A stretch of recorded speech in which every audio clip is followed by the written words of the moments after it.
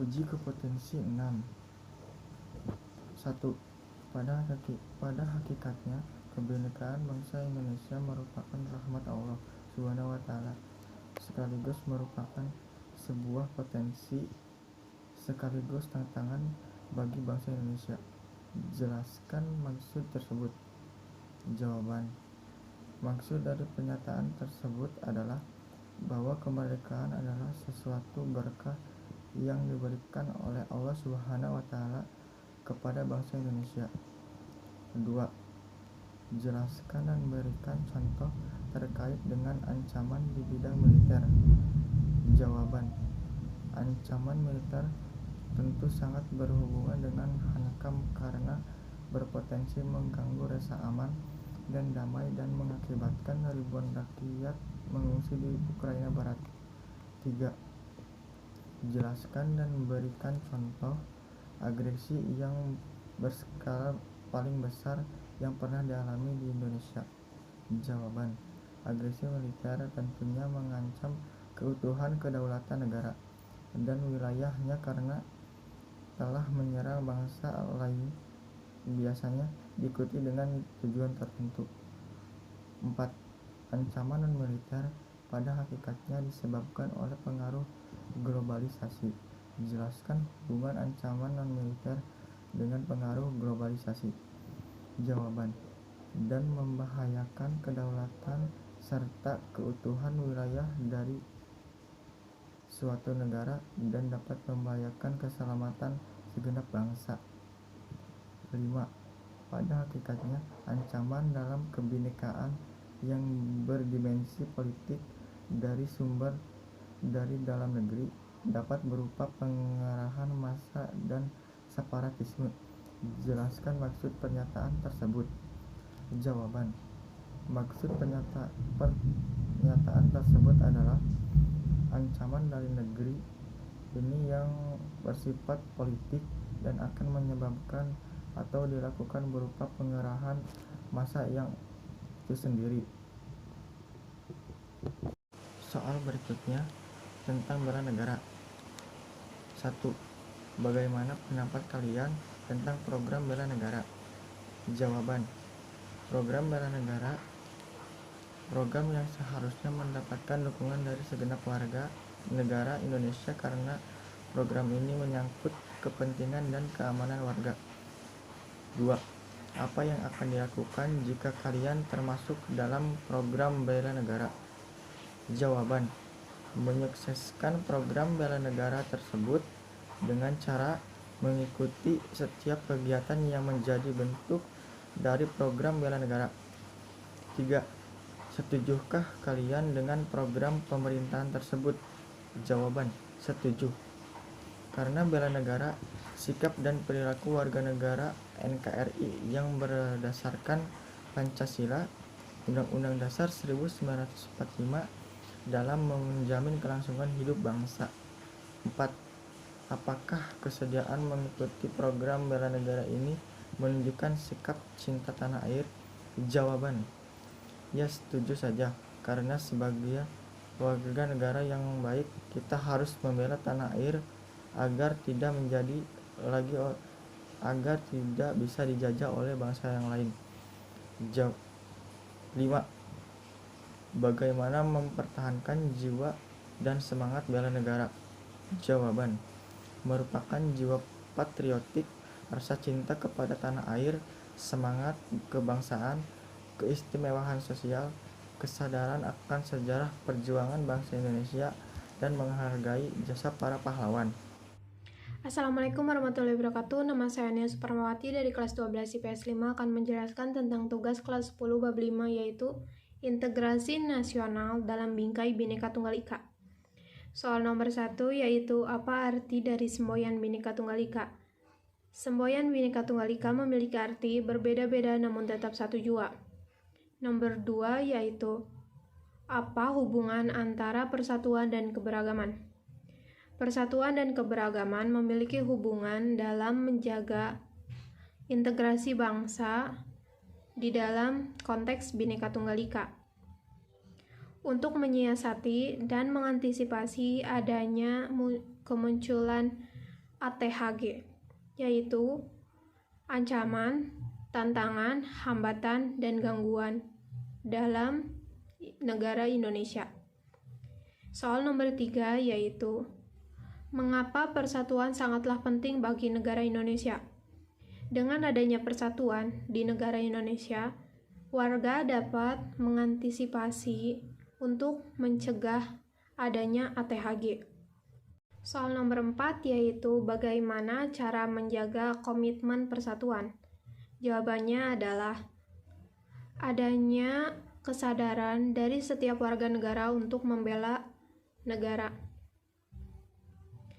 Hindari sikap dan perilaku yang berakibat konflik pada negara. Dan memiliki sifat gotong royong, sifat toleransi, dan sifat bela negara atau tenggang rasa. Soal nomor 5 yaitu buatlah pertanyaan sendiri. Di sini saya memiliki pertanyaan yaitu di manakah letak semboyan Bhinneka Tunggal Ika dalam lambang negara kita? Semboyan Bhinneka Tunggal Ika terletak di kaki Garuda, lambang negara Garuda Pancasila. 146. Nomor 1. Konsep wawasan Nusantara.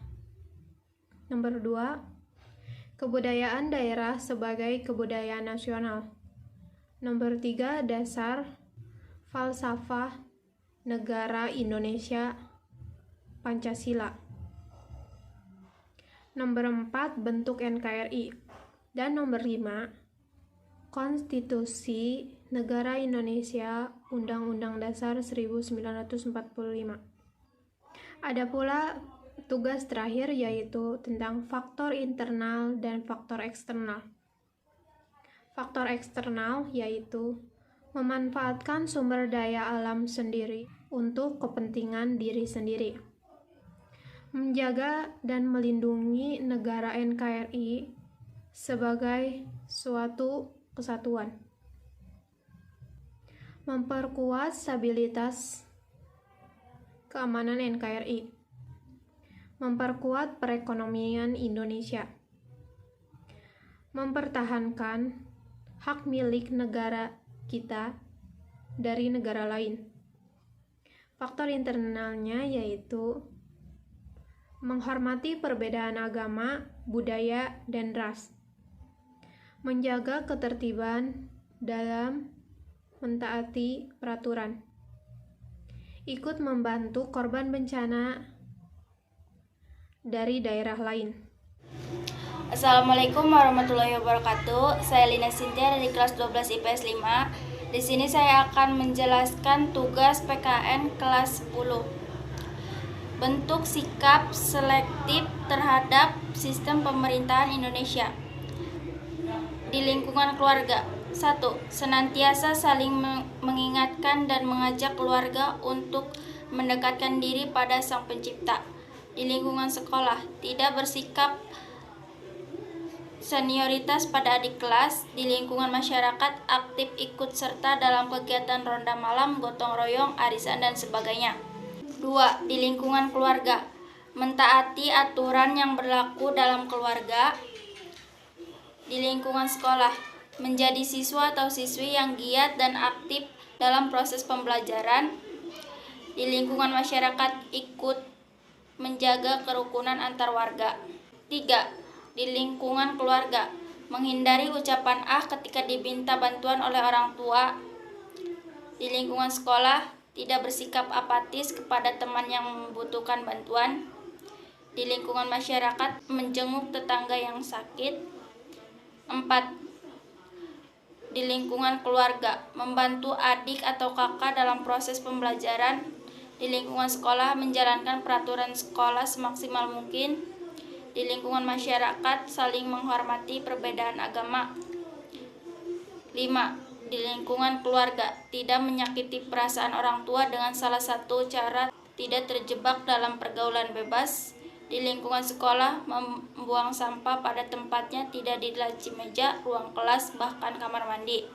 Di lingkungan masyarakat, ikut aktif mensejahterakan tetangganya dengan cara membersihkan lowongan pekerjaan terhadap masyarakat sekitarnya.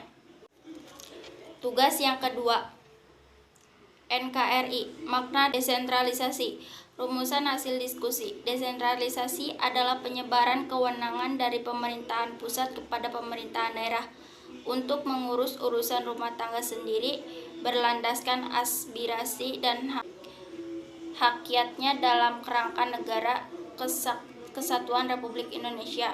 2. NKRI, makna otonomi daerah. Rumus hasil diskusi. Otonomi daerah, wewenang dan kewajiban otonomi untuk mengatur dan mengurus sendiri urusan pemerintahan dan kepentingan masyarakat setempat sesuai dengan peraturan perundang-undangan. 3. NKRI, landasan hukum pelaksanaan otonomi daerah di Indonesia. 1. Undang-Undang Republik Indonesia Nomor 32 Tahun 2004 tentang Pemerintah Daerah. 2. Undang-Undang Republik Indonesia Nomor 33 Tahun 2004 Pembagian Kekuasaan. 3. Undang-Undang Dasar 1945 Pasal 18 Ayat 1 dan 2 tentang Pemerintahan Daerah. 4. Undang-Undang Republik Indonesia Nomor 12 Tahun 2008. 4. NKRI, kelebihan desentralisasi. Rumus hasil diskusi. 1. Mengurangi penumbuhan pekerjaan di pusat, dapat mengurangi birokrasi dalam arti buruk karena keputusan dapat dilaksanakan. 3. Menghadapi permasalahan amat mendesak, pemerintah daerah tidak perlu menunggu instruksi dari pusat. 5. NKRI, kekurangan desentralisasi. Rumus hasil diskusi. Kepentingan daerah dapat lebih mudah terganggu. Desentralisasi teritorial mendorong timbulnya paham kedaerahan. Desentralisasi memerlukan biaya yang besar dan sulit untuk memperoleh kekayaan dan kesederhanaan. Mungkin cukup sekian dan terima kasih. Wassalamualaikum warahmatullahi wabarakatuh. Assalamualaikum warahmatullahi wabarakatuh. Nama saya Imal Kamalia, kelas 12 IPS 5. Di sini saya akan membacakan tugas-tugas kelas 11, bab 4 dan bab 5. Bab 4. Pendiri ASEAN 1. Adam Malik dari Indonesia, Narciso Ramos dari Filipina, Tanat Koman dari Thailand, Tun Abdul Razak dari Malaysia, Sinatambi Rajaratnam dari Singapura. Pendiri non-blok 1. Insinyur Soekarno dari Indonesia, Josip Broz Tito dari Yugoslavia, Gamal Abdul Nasir dari Mesir, Jawaharlal Nehru dari India, Kwame Nkrumah dari Ghana. 2. Karena posisi silam pada Indonesia merupakan potensi yang disyukuri dan juga bisa mengancam integrasi nasional. 3. Masuknya angkatan militer ke perbatasan negara kita ini. 4. Karena ideologi Pancasila bisa mengancam dan berbagai macam ancaman lainnya.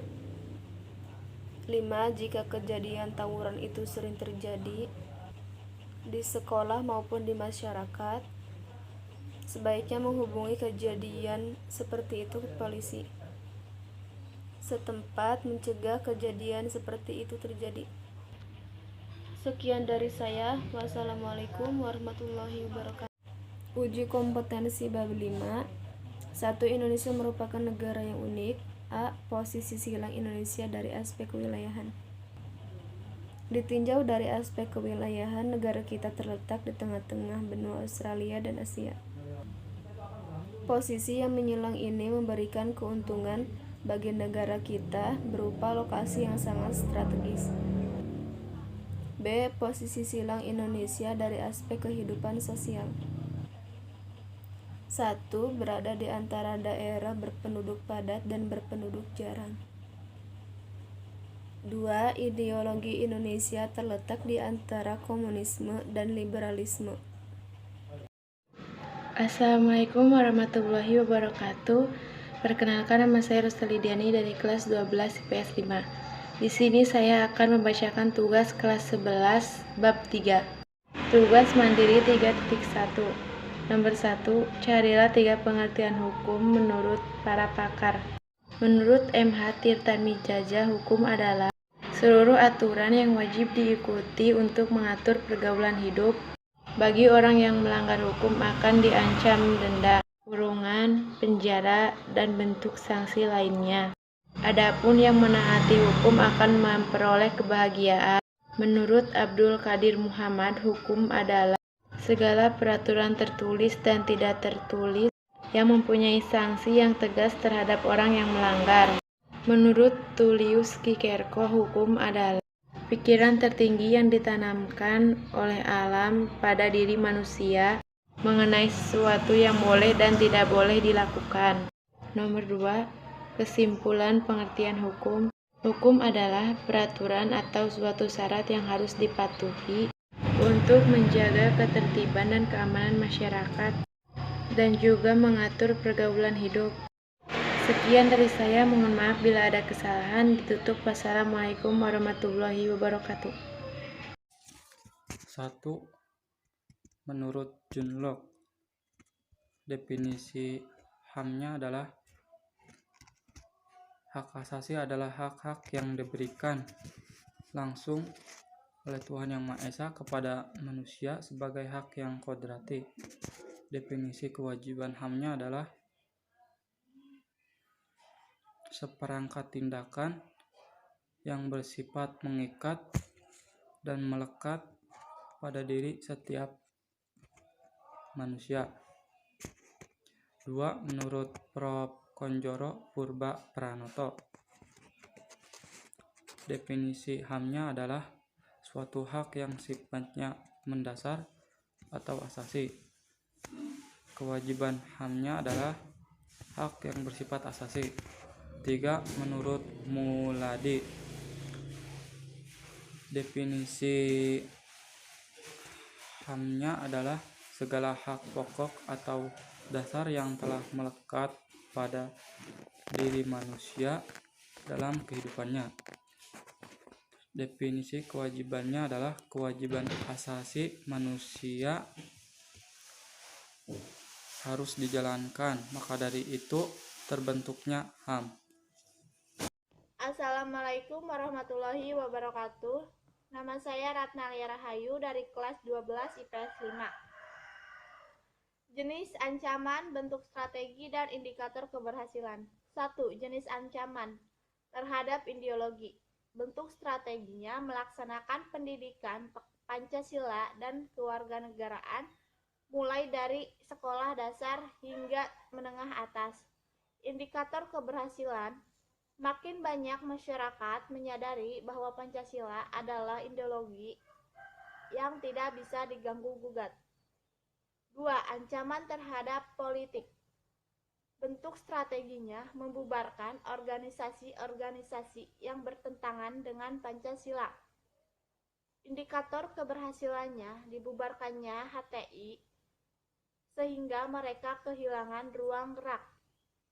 3. Ancaman terhadap ekonomi. Bentuk strategi memberikan kesempatan generasi muda untuk membuat aplikasi atau startup.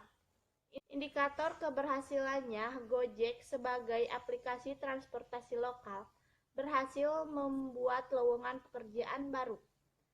4. Ancaman terhadap sosial budaya. Bentuk strateginya, kewajiban mengenakan pakaian daerah pada hari-hari tertentu. Indikator keberhasilannya, masyarakat menjadi makin mencintai budaya lokal. 5. Ancaman terhadap teknologi informasi. Bentuk strateginya, pihak keamanan saat ini sudah memiliki PC yang bertugas mengontrol akses media. Indikator keberhasilannya, banyak pelaku kriminal yang menggunakan media sosial yang sudah ditangkap. Sekian, ditutup. Wassalamualaikum warahmatullahi wabarakatuh. Assalamualaikum warahmatullahi wabarakatuh. Saya Karina dari kelas 12 IPS 5. akan menjelaskan tugas PKN kelas 12. 1. Penegakan hukum adalah proses dilakukannya secara untuk tegaknya atau berfungsinya norma-norma hukum secara nyata sebagai pedoman perilaku dalam lalu lintas atau hubungan-hubungan hukum dalam kehidupan bermasyarakat dan bernegara. Alasannya karena dalam kehidupan bermasyarakat dan bernegara, kota perlu adanya penegakan hukum agar disiplin dan taat pada peraturan. Karena adanya penegakan hukum, negara harus asli dan tidak membedakan status. 2. Karena banyak masyarakat kalangan bawah yang tidak mengerti atau bodoh mengenai hukum dan sanksinya, sehingga masih banyak yang melanggar hukum terutama di lalu lintas ataupun yang lainnya. Sedangkan untuk masyarakat kalangan atas yang melanggar hukum tentang hukum dan sanksinya, walaupun mereka melanggar hukum, mereka akan menembusnya dengan uang dan menempatkan kekuasaan. Jadi kenapa penegakan hukum di negara Indonesia sangat sulit dilakukan? Karena masih banyak masyarakat kalangan bawah yang pola pikirnya belum mengerti hukum dan pemerintahan yang belum cukup. 3. Melakukan kegiatan penyuluhan hukum dan dilaksanakan secara konsisten dan penuh tanggung jawab sesuai aturan hukum yang menjadi sumber atas legalisasinya. 1. Apa yang dimaksud penegakan hukum serta jelaskan alasannya. 2. Kenapa penegakan hukum di negara Indonesia sangat sulit dilakukan? Berikan alasannya. 3. Bagaimana cara mengajak masyarakat yang memiliki corak dan karakteristik yang beraneka ragam untuk sadar pentingnya diterapkan supremasi hukum? Jawab. Nomor 1. Penegakan hukum adalah proses dilakukannya upaya tegaknya atau berfungsinya norma-norma hukum secara nyata sebagai pedoman perilaku dalam lalu lintas atau hubungan-hubungan dalam kehidupan masyarakat dan bernegara. Alasannya karena dalam kehidupan bermasyarakat kita perlu adanya penegakan hukum agar disiplin dan taat pada peraturan. Karena adanya penegakan hukum, negara harus adil, dan karena adanya penegakan hukum, negara harus adil dan tidak membedakan status orang yang melanggar hukum. 2. Karena banyak masyarakat kalangan bawah yang tidak mengerti atau bodoh mengenai hukum dan sanksinya, sehingga masih banyak yang melanggar hukum terutama di lalu lintas ataupun yang lainnya. Sedangkan untuk masyarakat kalangan atas yang mengerti tentang hukum dan sanksinya, walaupun mereka melanggar hukum, mereka akan menembusnya dengan uang dan manfaat kekuasaan. 3. Melakukan kegiatan penyuluhan hukum dan penuh tanggung jawab sesuai aturan hukum yang menjadi sumber atas legalisasinya. Wassalamualaikum warahmatullahi wabarakatuh. Assalamualaikum warahmatullahi wabarakatuh. Saya Hasubiyani dari kelas 12/5 akan menjawab beberapa pertanyaan yang berikut. 1. Apa yang disebut penegakan hukum serta jelaskan alasannya. Jawabannya, penegakan hukum adalah proses lakukannya upaya untuk tegaknya atau berfungsi norma-norma hukum secara nyata sebagai pedoman hidup, sebagai pedoman perilaku dalam lalu lintas atau hubungan norma dalam kehidupan masyarakat dan tetangga. Pertanyaan kedua, kenapa penegakan hukum di Indonesia sangat sulit dilakukan? Berikan alasannya.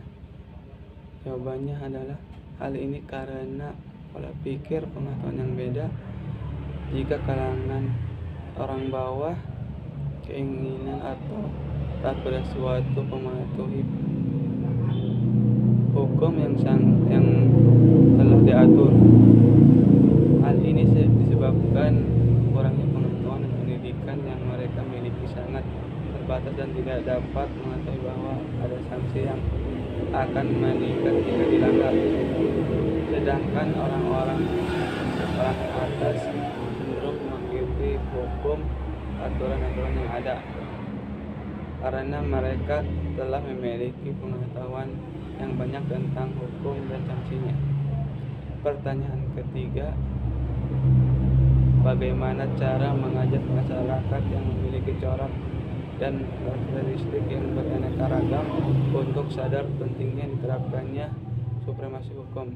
Jawabannya, dilakukan kegiatan penyuluhan hukum. Kegiatan penyuluhan hukum dimaksudkan dilaksanakan secara konsisten, penuh bertanggung jawab sesuai ukuran hukum yang menjadi sumber asas legalisnya. Assalamualaikum warahmatullahi wabarakatuh. Perkenalkan, nama saya Doni Nurhadi dari kelas 12 IPS 5 akan menjelaskan pertanyaan tentang bagaimana Pancasila diganti di zaman era sekarang dan bagaimana akibatnya pada kondisi negara kita apabila sila ke-1 diganti. Jawaban, apabila Pancasila diubah di era sekarang, maka akan terjadi perpecahan dan berbeda pendapat. Juga tidak kestabilan dalam politik. Perubahan tersebut akan mengakibatkan tidak berjalannya tentang kepolitikan di Indonesia karena sudah terbiasa dalam Pancasila yang ada. Begitupun tentang Pancasila yang ke-1, kalau diganti maka akan terjadi perpecahan antar agama. Cukup sekian dan terima kasih. Wassalamualaikum warahmatullahi wabarakatuh. Assalamualaikum warahmatullahi wabarakatuh. Saya Debbie Mutia Wiyandara Hayu dari kelas 12 IPS 5. Saya akan menjelaskan kesimpulan tugas-tugas dari kelas 10, 11, dan 12. Untuk kelas 10, ada 6 tugas. Yang pertama, tugas tabel tentang bentuk sikap positif terhadap sistem pemerintahan Indonesia di lingkungan keluarga, di lingkungan sekolah, dan di lingkungan masyarakat. Kedua, tugas tabel tentang NKRI dengan rumus hasil diskusi. Ketiga, tugas bab 5 tentang integrasi nasional dalam bingkai Bhinneka Tunggal Ika. Bagian A, kebinekaan bangsa Indonesia yang terdiri dari 5 soal. Keempat, tugas tentang perbedaan faktor eksternal dan faktor internal. Kelima, tugas pendapat siswa tentang program bela negara. Tugas ke-6, uji kompetensi 6. Selanjutnya, untuk kelas 11 ada 4 tugas. Tugas yang pertama, tentang definisi hak asasi manusia menurut para ahli. Kedua, bab 3, tugas mandiri 3.1, mencari pengertian hukum menurut para pakar dan kesimpulan pengertian hukum. Tugas ketiga tentang nama-nama pendiri ASEAN dan pendiri non-blok. Dan keempat, tugas uji kompetensi bab 5 terdiri dari 5 soal. Dan untuk kelas 12 ada 5 tugas. Pertama, tugas halaman 71, pendapat atau pertanyaan yang berkaitan dengan wacana. Kedua, tugas halaman 74. Ketiga, tugas halaman 78. Keempat, tugas halaman 79, tabel jenis ancaman, bentuk strategi dan indikator keberhasilannya. Kelima, tentang penegakan hukum. Sekian penjelasan dari saya. Ditutup, kurang lebihnya mohon maaf. Wabillahi taufiq wal hidayah. Wassalamualaikum warahmatullahi wabarakatuh.